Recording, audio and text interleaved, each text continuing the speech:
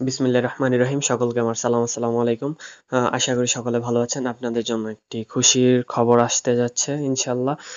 তো আপনারা আর কিছুটা দিন ধৈর্য ধারণ করেন।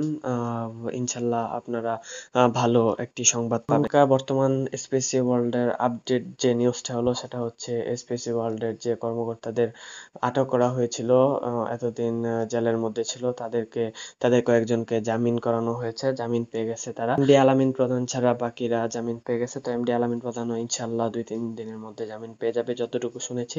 আপডেট নিউজটা হচ্ছে এটাই যে আলামিন প্রধানও ইদানিং কিছুদিনের ভিতরে জামিন পেয়ে যাবে ইনশাআল্লাহ। একবারে খালাস পেয়ে যাবে।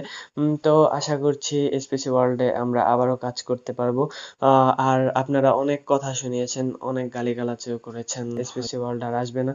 তো তারা তাদেরকে আমি কিছু বলবো না। তাদেরকে অসংখ্য, অসংখ্য ধন্যবাদ। তারা বলেছেন এসব উল্টাপাল্টা কথা বলেছেন। সমস্যা নাই। তাদেরকে আমি ধন্যবাদ জানাচ্ছি। যারা উল্টাপাল্টা কথা বলেছেন, অনেক গ্রুপে উল্টাপাল্টা কথা বলেছেন। হ্যাঁ, যে স্পেসি ওয়ার্ল্ড আর জীবনেও আসবে না, কোনোদিনই আসবে না।